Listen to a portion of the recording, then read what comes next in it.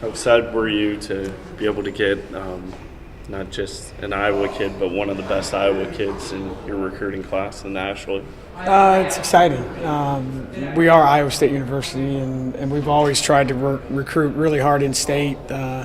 We've been very lucky over the years to get some really good players, and certainly Ashley's she's a dynamic player, dynamic scorer, and when you can attract the best player in the state and arguably one of the best players in the country, it's a great thing, and we're excited. All three of those kids are going to add a lot to what happens in here, but what's going to happen in our community and our university too, and that's kind of what we've tried to do. They follow up, I think, really seamlessly with the class we had last year. So really excited about it, and happy for them. It's a big day for them, certainly, and their families. Big day for us, but signing day is an exciting time, and it's glad that's over, and now you move on to the next thing. In that exhibition, is there anything that you figured out for sure in terms of point guard, starting lineup, or is that still all kind of what you had said, interchangeable? Yeah, no, it's interchangeable, and I think for us, it's a lot of it too will be based on who we're playing.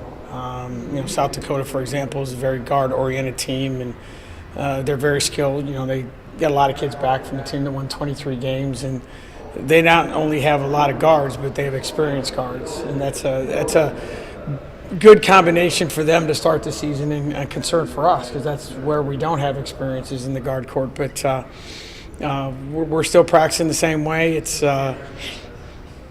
Bridget and 9 others, and trying to find the right combination. But I really don't see that changing for a long time.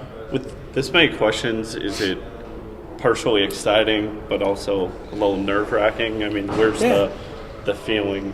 I think it is exciting. I think it's exciting because I really, and I don't know that I could say this every year. I really, really like this team. I like what they're about. I like their demeanor. I like the way they approach their business every day. So it'll be fun to see what we can do. And I don't know. I think there's, I've said this a few years ago. I think there's questions and there's answers. We got to pair them up. And I like what they're doing. They're trying. I think the thing about it is they understand and they've accepted. Every day we're doing something different. We're playing people at different spots every single day. We're moving them around every single day, and so hopefully that's something they can handle. We got to be careful that we don't try too much, but no, it's fun. I mean, our staff meetings are a little different than they've been in the past. There's a lot of different ideas floating around, but as long as they keep showing up and working at it, we'll see what happens. What's your reaction when you see the recruiting services rate this class top 20 in the nation? That's always nice. I don't really put a whole lot of stock in that, to be honest with you, but I think it says that people outside of our building consider those players good players.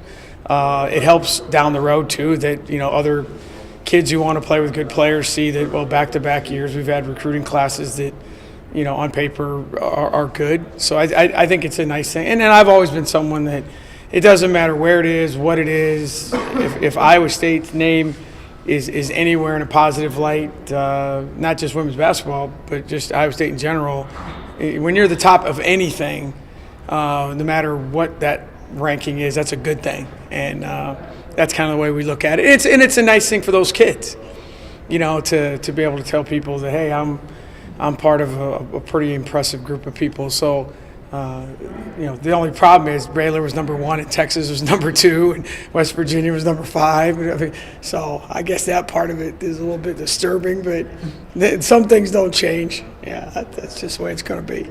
I think you said after the scrimmage or the exhibition you didn't run one set play. Do you have anything drawn out for this week, or is it kind of more just going and? No, we have a lot of plays. Probably too many. My play card is I think my staffs kind of look at me. We have a lot of stuff in already, and we just didn't want to do it. The great thing about Cyclones TV is we get a lot of attention. The bad thing is South Dakota could watch that game. We can't get anything on them, and so we don't. We're watching film from last year. We're watching film from 2 years ago because they have kids who redshirted last year. So So no, it was by design to not really show a whole lot, which made us a little bit disjointed at times. But no, we got some stuff to do, and we have some stuff in. We'll add some more.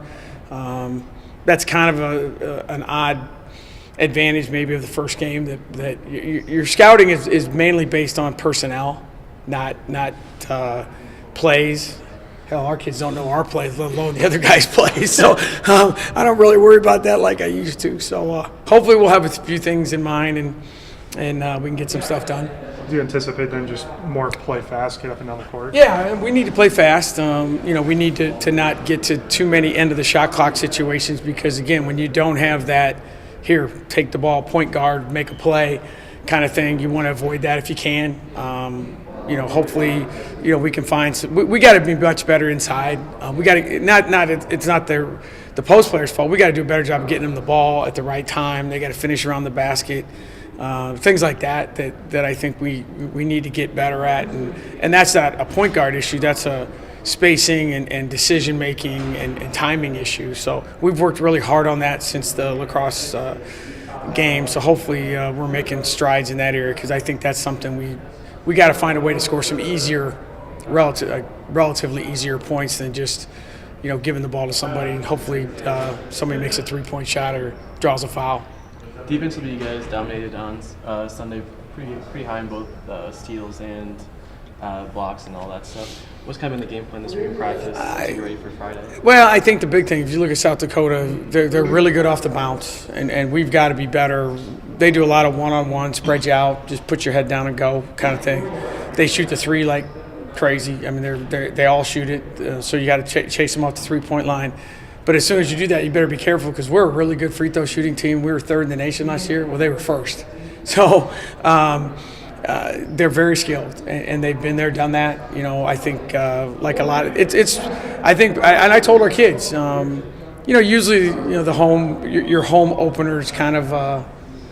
I'm not gonna say it's easy, but you just it is what it is. But except for the game, I don't know what year it was, but we opened the season at Iowa one time, and besides that game, this is the toughest opener we've had because we're playing a good team, an experienced team. I mean, they had Iowa on the ropes in the NIT last year. That was their last game of the season. You had a sixth-year kid, you had a fifth-year senior who didn't play last year. So for us, it's try and keep people in front of us, chase them off the 3-point line if we can, and try not to foul them. And usually early in the season, even though we're a team that doesn't foul a lot, early in the season, the officials usually call more fouls. So we got to be careful and be smart and keep our hands off of them and, make them earn points and not give them, because if you put them on the free throw line, they're not going to miss them.